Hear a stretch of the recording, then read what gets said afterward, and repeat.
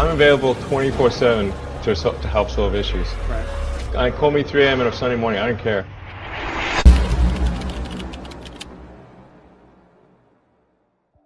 Being the richest man in the world sure has its pros and cons, but for a guy like Elon Musk, an enduring business would not exist without an impeccable work ethic. Even at such a young age, his dedication to his craft speaks for itself when he taught himself programming. He loved computer games so much, and he figured if he wrote software and sold it, he'll be able to buy more games. True enough, at age 12, he created a video game called Blastar, which he eventually sold to a local magazine for $500.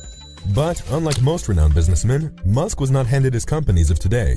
He came from an average family in Pretoria, South Africa, where he rarely saw his busy parents, to the point where he says that he was raised by books. While Musk admits that he's naturally good at engineering because he inherited it from his father, who was an electromechanical engineer, he had a particularly estranged relationship with the man. He even goes on to say that he was such a terrible human being, and that when Musk decided to move to Canada to build his life, his dad said that he'll be back in 3 months and that he was never going to make it. Now, he's the richest person in the world, with a total net worth of $251 billion. Elon Musk has managed to be at the top of high-risk, high-reward industries, with car manufacturing at Tesla and rocket engineering with SpaceX. Not to mention that he is also very involved with several other big-ticket businesses, like The Boring Company and Neuralink. At this point, I think I know more about manufacturing than anyone currently alive on Earth. So how does he do it? He has incredible goals, not just for his businesses, but for humanity as well. And he still manages to find time to spend with his children and voice out his opinions on Twitter. Whatever he's doing right now to juggle multiple global companies is not some rocket science formula. Of course, it does help that he's a billionaire and has resources to help him in his daily schedule. But he wasn't the richest man on day one. He is famously known to work 16 hours a day, even going to 100 to 120 hours per week during a time when Tesla was on the brink of bankruptcy. But more on that later. It's all about his work ethic and his drive to look at the big picture and figure out how to make an impact to change the world. While his productivity and time management skills are being applied on a much grander scale, his methods can be easily applied by any regular person to stay on top of their everyday life. Let's start simple. How do you manage your day? Are you the type to complain about not having the time to go to the gym or spend time with your family? A famous anecdote on the internet says Musk divides his time in 5-minute increments. But he has actually denied this on his personal Twitter, saying, "I definitely don't do this 5-minute thing. Need to have long, uninterrupted times to think. Can't be creative otherwise." While there isn't any truth to the 5-minute rule, one method that Musk and most billionaires use is the time boxing method. Time boxing is a powerful time management tool that allows you to divide your day into specific slots.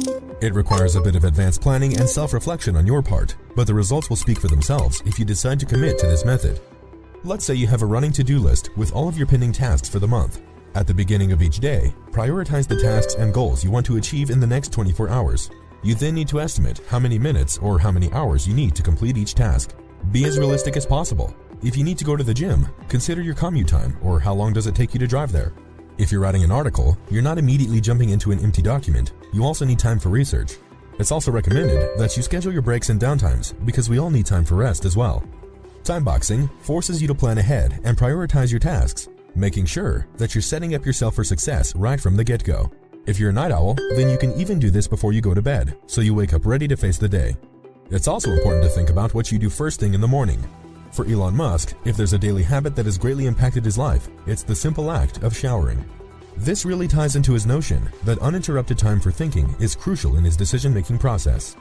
Being the CEO of different companies, Musk is also very particular about how he communicates with the people he works with. He prefers communicating via email, and in one of his emails to Tesla employees, he orders them to stop using acronyms and jargon because we don't want people to have a glossary just to function at Tesla.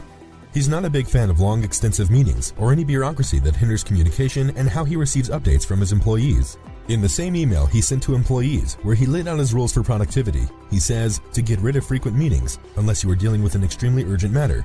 Walk out of a meeting or drop off a call as soon as it's obvious you aren't adding value. It is not rude to make someone stay and waste their time.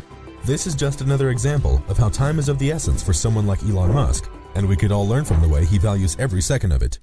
Garrett Reisman, one of his senior advisors at SpaceX, testifies to his work ethic, saying that while Musk sets very aggressive timelines for his teams, he is always focused on what they are working on. He gets right to the point and does not sit around to small talk with anyone. He measures pretty much every major decision by whether or not it brings the day when we have a self-sustainable colony on Mars, sooner or later. That's the prism by which he makes every single decision he makes it through that prism. Musk is very committed to showing up, a characteristic that we all should aspire to be. A lot of people assume that he's always just on social media, doing press conferences, or working on the executive part of his business. But 80% of his time is still spent on engineering and design. In the years from 2017 to 2019,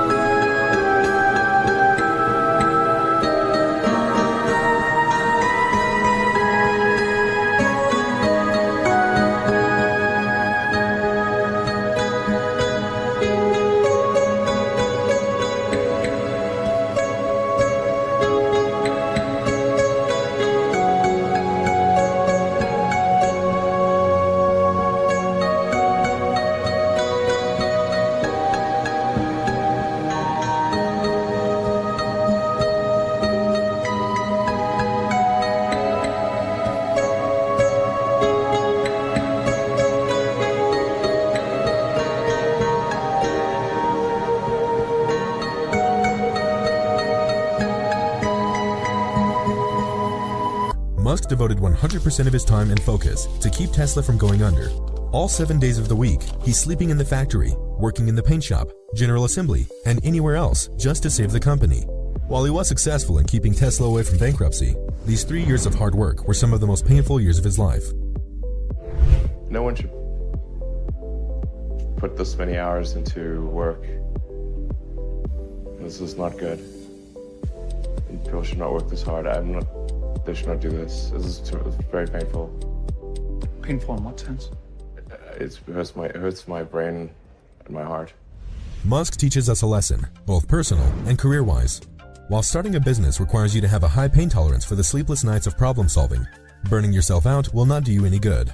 Failure is essentially irrelevant unless it is catastrophic. This type of dedication leads us to one of his main principles when it comes to maximizing his time and output. Say focus on signal over noise. Tesla hardly spends money on advertising. Instead, the company puts most of its budget on manufacturing, design, and research and development. In a world full of noise and distractions, it's easy for us to lose sight of what actually matters. We're always scrolling through our phones, consuming content all over social media, and at the end of the day, we ask ourselves, where did my time go? The same goes for the people we surround ourselves with. One of Musk's advice for those who want to start their own company is to attract great people. Building a company, you've got to gather great people. I mean, all a company is a group of people that have gathered together to create a product or service. And so depending upon how talented and hardworking that group is, and the degree to which they are focused cohesively in a good direction, that will determine the success of the company. Musk admits that it's hard.